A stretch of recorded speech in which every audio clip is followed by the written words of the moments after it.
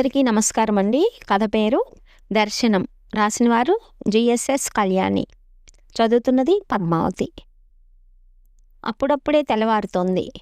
టీవీలో గోలోకనాథస్వామి భగవద్గీత గురించి ప్రసంగం చెప్తున్నారు.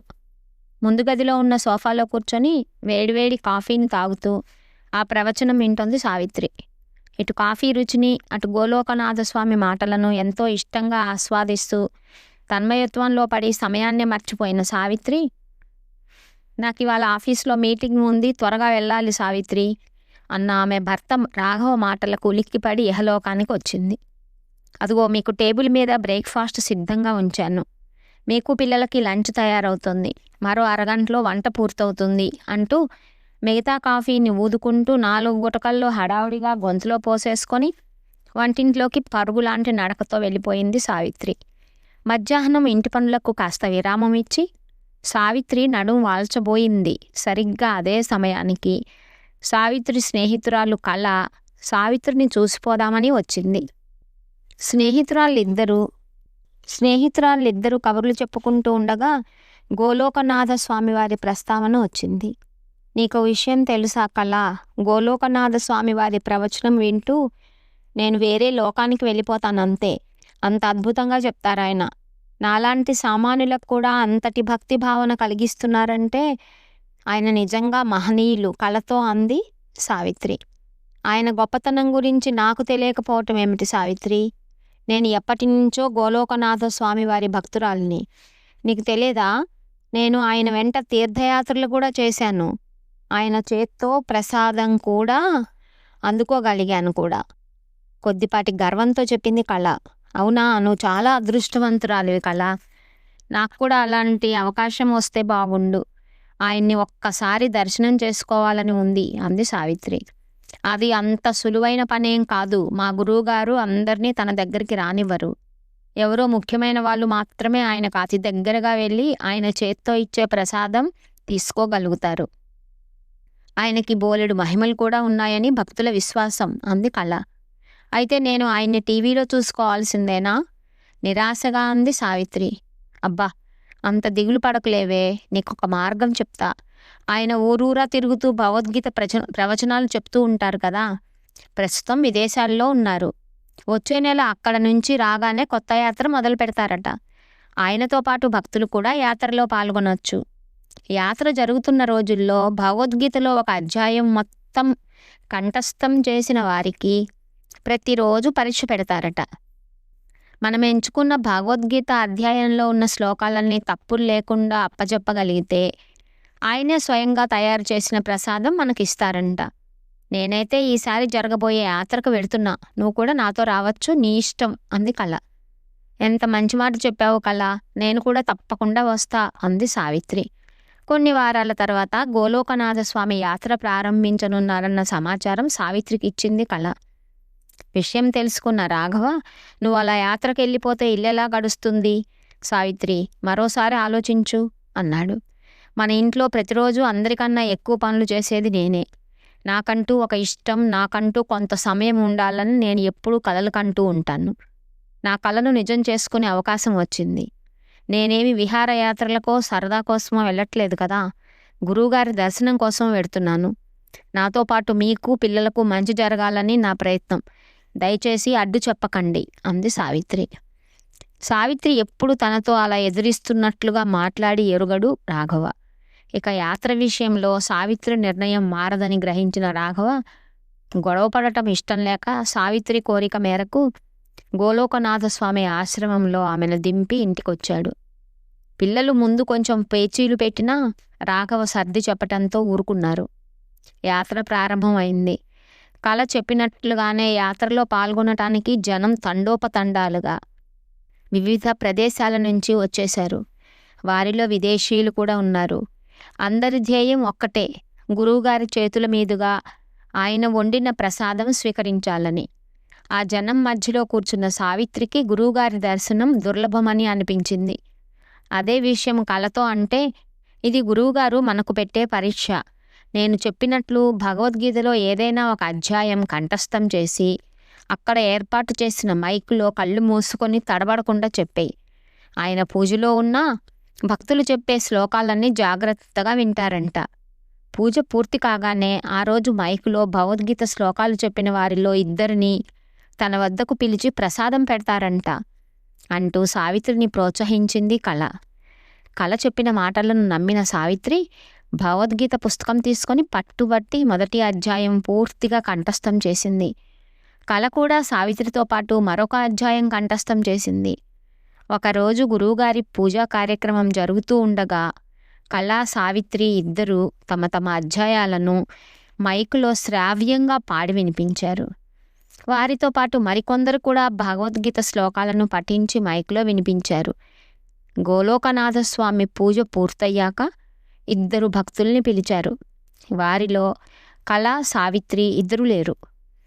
అలా గోలోకనాథ స్వామి వెంట ఊరూరా తిరుగుతూ ఆయన అనుగ్రహాన్ని పొందటం కోసం భగవద్గీతలో అధ్యాయం తర్వాత అధ్యాయం నేర్చుకుంటున్నారు కళ, సావిత్రిలు. ఇలా ఉండగా ఒకనాడు రాఘవ సావిత్రికి ఫోన్ చేసి, సావిత్రి, నువ్వు ఈ యాత్రకు వెళ్ళి చాలా రోజులైంది. ఇంటి పనులు, ఆఫీస్ పనులు, పిల్లల బాధ్యతతో సహా అన్నీ ఒక్కడినే చూసుకోవటం కష్టంగా ఉంది. నువ్వు ఇంటికి వచ్చేస్తే బాగుంటుంది అన్నాడు. గురువుగారి దర్శనం ఇంకా కాలేదు. ఇంకొక వారం రోజులు ఓపిక పట్టండి, వచ్చేస్తా అంది సావిత్రి. మరుసటి వారం భగవద్గీతలోని మరొక అధ్యాయం కంఠస్థం చేశారు కళా, సావిత్రిలు. ఈసారి గోలోకనాథ స్వామి కళను పిలిచి ఆమెను ఆప్యాయంగా పలకరించి ప్రసాదం ఇచ్చారు. తనను పిలవకపోయేసరికి సావిత్రి మనస్సు విలువిలలాడిపోయింది.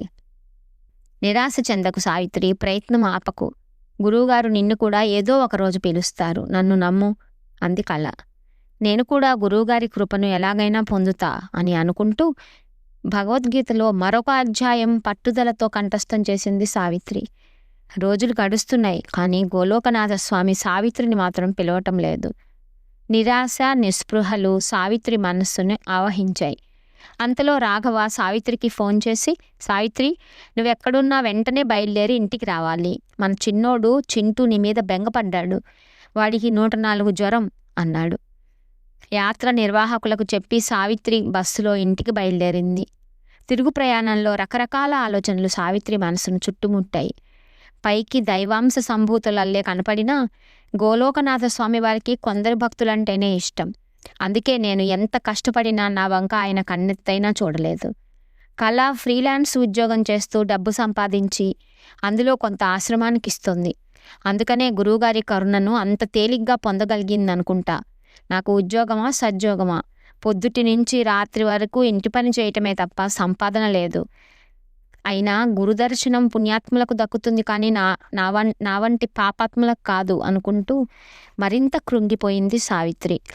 సావిత్రి దిగాల్సిన ఊరు రావటంతో తన సంచి తీసుకొని బస్సు దిగి దిగులుగా అడుగులో అడుగు వేసుకుంటూ మెల్లిగా నడుస్తూ తమ ఇల్లు ఉన్న సందులోకి తిరిగింది సావిత్రి.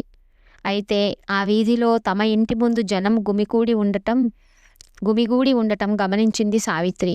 సావిత్రి గుండె ఒక్క క్షణం ఆగింది.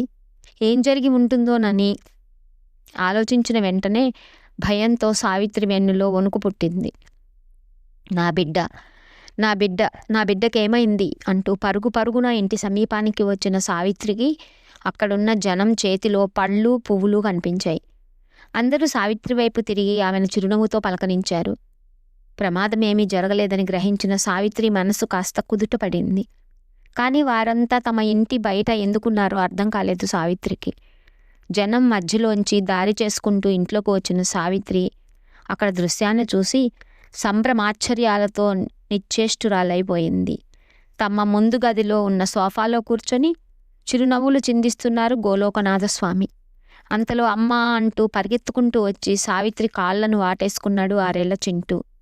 రా సావిత్రి, గురువుగారు నీకోసమే వచ్చారు. ఆయన మన చింటూకి ప్రసాదం తినిపించగానే వాడి జ్వరం తగ్గిపోయింది అన్నాడు రాఘవ ఆనందంగా. సావిత్రి గోలోకనాథ స్వామికి నమస్కారం చేసింది. సావిత్రి మనసులో ఎడతెరిపి లేకుండా వస్తున్న సందేహాలకు గోలోకనాథ స్వామి సమాధానం ఇస్తూ, అమ్మా సావిత్రి, నువ్వు గత కొన్ని వారాలుగా నాతో యాత్ర చేస్తున్నావు, నా దర్శనం కోసం తప్పిస్తున్నావు. భగవద్గీతలో అధ్యాయాలు నోటికి నేర్చుకున్నావు, చాలా సంతోషం. అయితే ఆ భగవద్గీత మనకు అందిస్తున్న ఒక అమూల్యమైన సందేశం ఏమిటో తెలుసా తల్లి? మన ధర్మాన్ని మనం ఎల్లవేళలా ఆచరించాలి. నువ్వు బాగా చదువుకున్నప్పటికీ కళలా ఉద్యోగం చేయాలని అనుకోలేదు. పెళ్లి చేసుకొని గృహిణిగా సనాతన ధర్మాన్ని ఆచరిస్తూ జీవితం గడపదలుచుకున్నావు. వివాహానికి ముందు నువ్వు మనస్ఫూర్తిగా తీసుకున్న నిర్ణయం అది. ఒక ఇల్లాలి ధర్మం తన భర్తకు, పిల్లలకు సమయానికి కావలసినవి అమర్చి పెడుతూ ఆ పనులన్నీ భగవద్దేచ్ఛగా భావించటమే కదా. అటువంటి వారు గురు కృపను పొందాలంటే అన్నీ వదిలి గురువు కోసం వెతుకుతూ ఎక్కడికో వెళ్లాల్సిన అవసరం లేదు తల్లి. నీ ధర్మాన్ని నువ్వు ఆచరిస్తూ ఉంటే ఆ గురువే నీ దగ్గరకు వచ్చి మరీ నీవు కోరుకున్న విధంగా నీకు దర్శనమిస్తాడు, నిన్ను ముక్తి మార్గం వైపు నడిపిస్తాడు అన్నారు. ఆ మాటలు విన్న సావిత్రి సత్యాన్ని గ్రహించింది. తను చేసిన తప్పు తెలుసుకొని, స్వామి, మీ శక్తిని శంకించి ఘోర అపరాధం చేశాను, నన్ను క్షమించండి గురుదేవా. నేను ఎక్కడో మనసులో అనుకున్న విషయాలన్నీ తెలుసుకోగలిగిన సర్వజ్ఞులు మీరు. అసలు కొద్దిసేపటి క్రితం వరకు వేరే ఊళ్ళో వేదిక మీద ప్రసంగిస్తున్న మీరు నాకన్నా ముందు మా ఇంటికి రావటం ఏమిటి? నా కోసం వేచి ఉండటం ఏమిటి? మీరు చూపిస్తున్న మహిమను, కరుణను అర్థం చేసుకుంటూ ఉంటే నా మనసు పులకించిపోతోంది. దివ్యానుభూతితో ఒళ్ళు గగురు పొడుస్తోంది. స్వామి, ఇక నన్ను ఉత్తమ మార్గంలో మీరే నడిపించాలి అంటూ గోలోకనాథ స్వామి పాదాలపై పడింది సావిత్రి. నీ తప్పు నువ్వు తెలుసుకొని దాన్ని సరిదిద్దుకోవటమే ప్రగతికి తొలిమెట్టు తల్లి. భగవత్ కృప నీ కలుగ్గాక అంటూ సావిత్రి చేతిలో తను తయారు చేసిన ప్రసాదాన్ని పెట్టాడు గోలోకనాథ స్వామి. ధన్యురాలిని గురుదేవా అంటూ ప్రసాదం కళ్ళకద్దుకొని నోట్లో వేసుకొని భక్తి పారవస్యంలో మునిగిపోయింది సావిత్రి. కథ సమాప్తం.